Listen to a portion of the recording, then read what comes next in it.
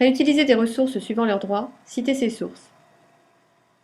Dans cette séquence, nous allons apprendre à réutiliser des créations en respectant les droits associés, puis nous verrons comment citer correctement nos sources. On peut vouloir partager une vidéo trouvée sur Internet, ou insérer une image dans un diaporama après l'avoir recadré, ou bien ajouter une musique à sa propre vidéo. Avons-nous les droits pour l'usage souhaité? Partage de la ressource telle quelle, inclusion dans notre propre création, ou diffusion après modification. Si la ressource est sous droit d'auteur strict, il faut l'autorisation de l'auteur, sauf dans le cadre des exceptions. Dans tous les autres cas, domaine public ou licence de libre diffusion, le partage et la réutilisation à l'identique sont toujours permis, ainsi que les modifications, sauf pour une licence comportant une clause ND qui interdit les œuvres dérivées.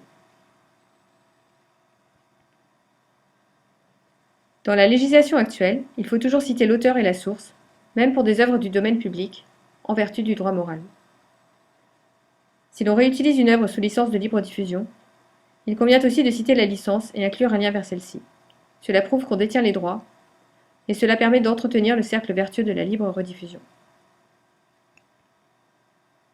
Par exemple, si l'on souhaite réutiliser une photo, une musique ou une vidéo sous licence Creative Commons, il faudra citer l'auteur, la licence et inclure un lien vers le texte de la licence. C'est suffisant.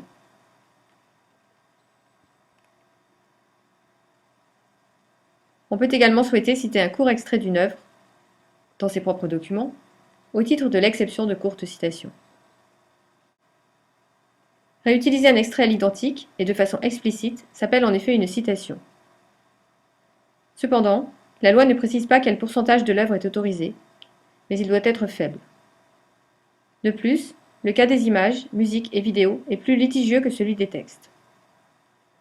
Dans le cas d'une citation textuelle, il faut la placer entre guillemets si elle est courte, ou la détacher de notre propre texte si elle est longue.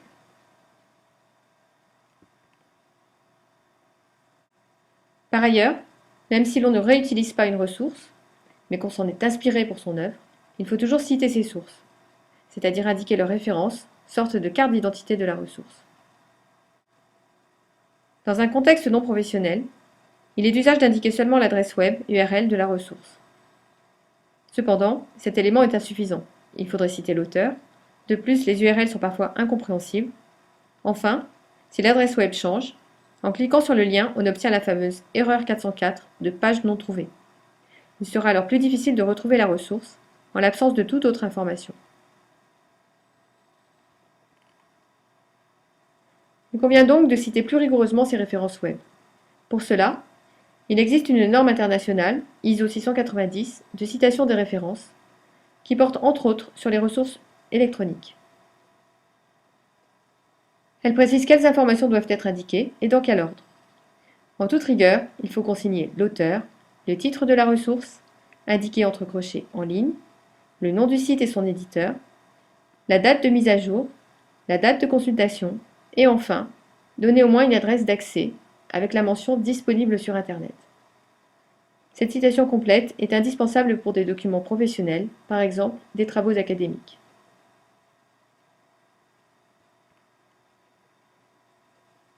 Voici deux exemples de ressources accessibles sur le web correctement citées, un texte de loi et une thèse académique.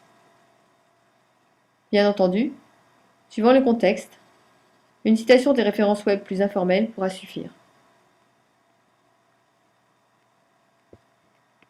Et maintenant, à vous de jouer.